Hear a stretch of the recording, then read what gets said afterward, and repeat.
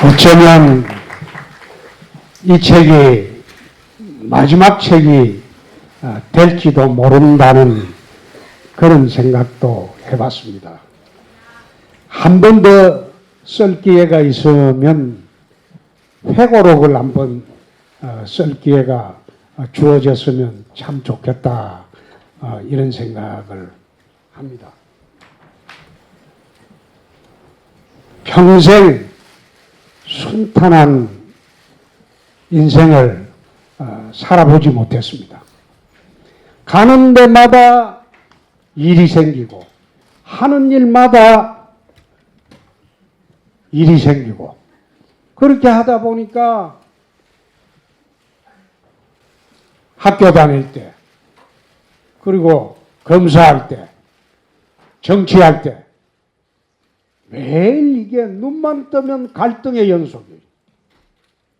눈만 뜨면 갈등 속에서 세월을 보내다 보니까 참 힘든 세월을 보냈다.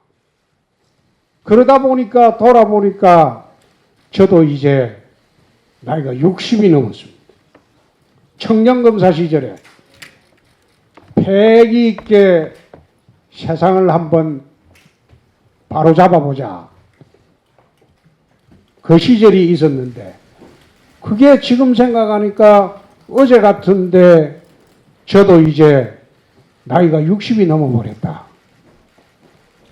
경남지사를 할 때 경로당에 갔어요. 인사를 하면서 어르신 하고 인사를 하니까 78 먹은 어떤 할아버지께서 같이 늙어가면서 뭘 어르신 그러나 지사 양반 70 몇이요? 오늘 그러더라고. 그래서 제가 그 당시에 59살 때입니다. 처음 내려갔을 때. 58살 때인가, 만으로. 아직 60이 안 됐습니다. 당시 신문에 난 게 지금 내가 30년 전에로 기억하는데, 당대표까지 하고 내려왔으면 70 가까이 안 됐나, 아마. 그만큼 세월이 빨랐다. 당랑의 꿈이라는 것은 그렇습니다. 제 인생 정체를 통틀어서 제가 유력 집안의 자손도 아니고 집안이 잘 사는 것도 아니고 밑바닥에서 살은 제가 무엇라도 하려고 하면 사실 주변에서 도와주는 사람이 거의 없었어요. 그러다 보니까 남보다 몇 배 노력을 해야 되고 남보다 잠도 덜 자야 되고 또 열심히 살아야 했기 때문에 가는 데마다 힘들었는데 처음에는 의사가 되고 싶었어요. 의사 한번 돼보려고 내 고등학교를 문과가 아니고 이과를 나왔습니다.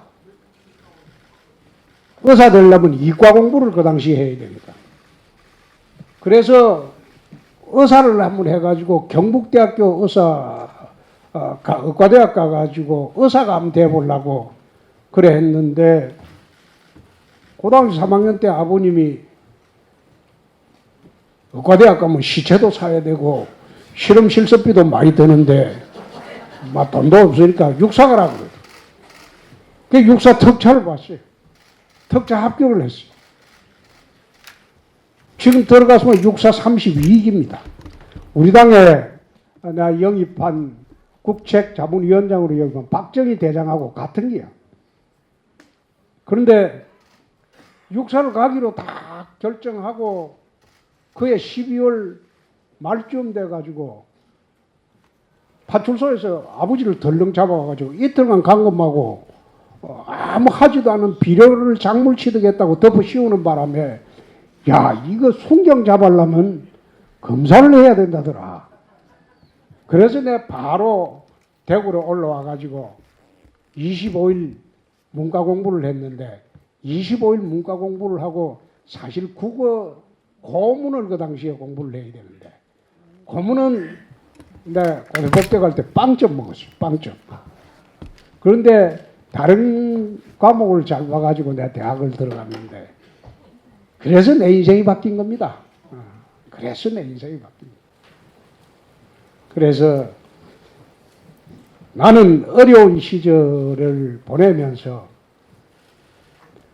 어렵다고 좌절한 일도 없고 힘들다고 포기한 일도 없고 어려운 것을 즐기면서 살았다. 내가 힘들다고 해서 어려움이 해결되는 게 아니거든요. 그거를 즐기듯이 받아들여야지 그 순간의 고통을 벗어날 수 있다. 그래서 내가 이 책을 내면서도 그런 이야기를 했습니다. 참 국민 앞에 발가벗는다는 기분으로 책을 한번 정리를 했습니다. 그래서 써놓고 책이 나오고 난 뒤에 보니까 내가 좀 부끄럽기도 하고 창피하기도 한 부분이 좀 있습니다. 보면서 좀 양해를 해 주시기 바랍니다. 93년도 슬로트머신 수사를 하면서 정덕진 형제가 검찰총장한테 로비해도 수사를 막지 못하고 검찰의 온갖 유력 인맥을 동원해서 수사를 막으려고 했는데 막지 못하고 그 당시에 청와대 YS 초기입니다. 이야기해서 수사를 막아보려고 청와대에서 서울검사장한테 전화 온 일도 있습니다. 그래도 이제 안 되니까 자기하고 친한 검찰 간부 시켜가지고 그 당시 돈으로 100억을 준다고 했습니다. 93년도 4월 초에 지금 1000억이 넘겠죠. 그 검찰 간부가 왜 그게 가능했나 하면 그 사건이 내사 번호가 붙었거나 사건 번호가 붙은 사건이 아니에요. 3년 동안 내 개인이 내사를 했던 사건이기 때문에 정식으로 검찰청에 신고하고 번호가 붙은 사건이 아니에요. 내가 내사가 완료돼 가지고 번호를 붙일 때 비로소 사건이 되는 거예요. 그 내만 모른다 그러면 끝이야. 그런 상황인데 100억을 준다고 했을 때 돈에 대한 관념이 없었어요. 100억이면 도대체 얼마냐. 지금 같으면 1000억이 넘죠. 그래서 내가 감이 안 떨러와가지고 그 말하시는 검찰 간부님한테 그러면 선배님은 이거 중개해주고 얼마 받습니까? 자기는 한 10억 먹는데. 그래서 내가 그 사건 수사하고 난 뒤도 내가 그 양반 제 책은 안 물었습니다. 이렇게 탁 틀어놓고 이야기해 줄 수 있는 사람이라면 이 사람은 안 물어도 되겠다. 지금도 그 사람이 누군지 내가 밖에 나가서 이야기하지 않습니다. 그때 그분들 이야기 들으면 100억 가지고 LA 가면 집도 20채도 더 산다. 그거 월세 나가 묵고 사면 니는 죽을 때까지 LA에서 편하게 살 것이다. 그래서 이걸 그럼 돈을 어째 가져갑니까? 남대문 시장에 암달러상 가면 거기서 5%만 떼주면 암달러로 다 바꿔준다. 그래서 나 그런 일이 있었는데 곰곰 생각해 보면 그때 좀 간이 컸으면 지금 이 자리에 있는 게 아니고 LA에서 나는 완전히 막 각시 데리고 아들들 데리고 얼마나 부호로 살았을까 그런 생각을 가끔 해보기도 합니다. 지난 1년 4개월 전부터 저희들이 북핵 협상단을 이끌고 워싱턴으로 간 일이 있습니다. 미국의 상하 양의원 또 CFR이라고 미국 외교협회라고 있습니다. 미국의 대외 정책을 거의 결정하고 자문하는 그 외교협회에 가서 미국이 ICBM만 폐기하고 북핵을 인정하는 방식으로 협상을 하게 되면 우리도 핵 개발할 수밖에 없다. 한국이 핵 개발하는데 너희들이 무슨 명분으로 막을 수 있느냐? 일본도 핵 개발한다. 대만도 한다. 동북아 핵 질서가 무너진다. 그런 상황이 오게 북핵 협상을 해서는 안 된다. 그 1년 4개월 전에 한 말입니다. 지금 그 방향으로 가고 있지 않습니까? 네? 네. 또 경제위기 온다. 안보위기 온다.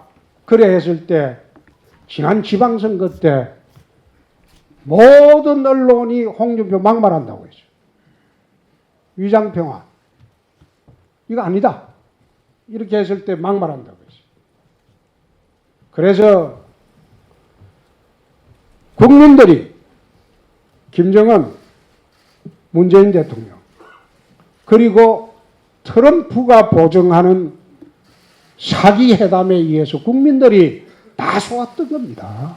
지금 와서 국민들 한번 여론 들어보십시오. 속았다 이럽니다. 다 속았답니다. 내가 그때 이런 이야기를 했습니다. 지방선거 패배하고 난 뒤에 약속대로 사퇴한다. 그러나 연말이 되면 내 말이 옳았다는 것이 증명이 될 것이다. 그때 돌아오겠다. 네, 그 말을 했습니다.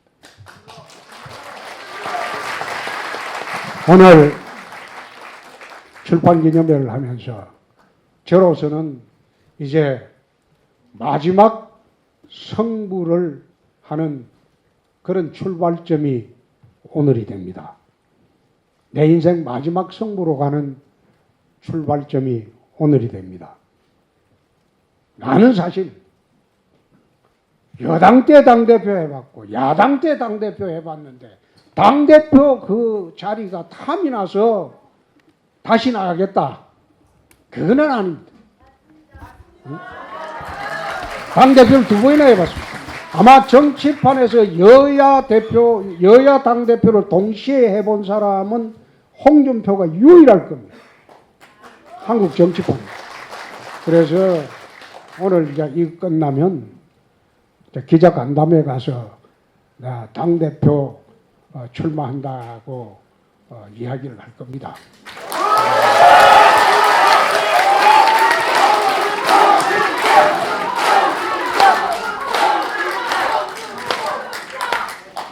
내가 당대표 물러날 때 한 이야기대로 홍준표 말이 옳았다. 그렇기 때문에 당에서 다시 돌아가야 되고 억울하게 누명을 쓰고 미리 세상을 보고 말한 죄밖에 없는데 이 정권이 우리 당원도 속이고 국민을 속여서 선거를 치렀지 않습니까? 그래서 내가 제자리 돌아가는 것이 맞겠다. 그래서 내 당대표를 출마하려고 합니다.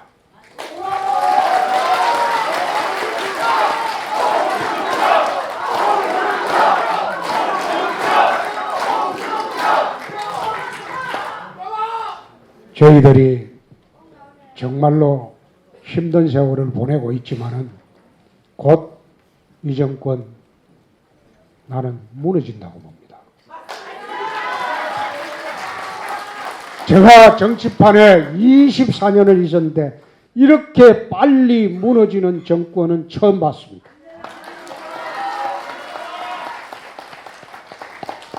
요것만 내가 한마디 하고 오늘 끝내겠습니다. 자, 김태호 신배중이 사건이 있었다. 그리고 서영교 또 송갑수의 사건이 있었다. 이것만 해도 나라가 뒤집히는 사건들이.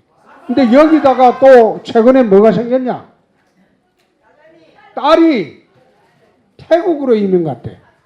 근데 왜 이민을 갔는지 이유는 곧 밝혀질 겁니다. 그래 되면 정권이 무너지는 사건입니다.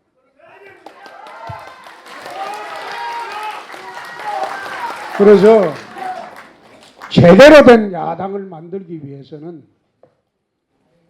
홍준표 아니오는 그 못 무너뜨립니다.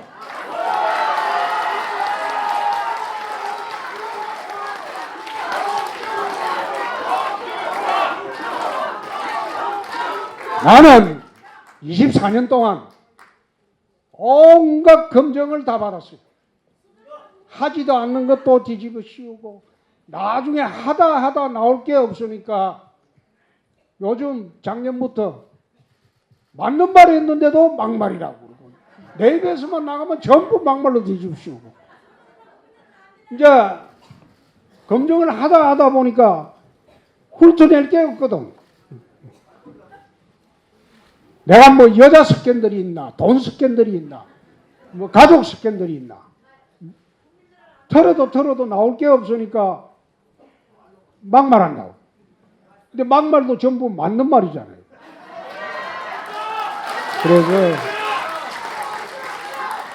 이제 좌파 정권을 끝내야 됩니다.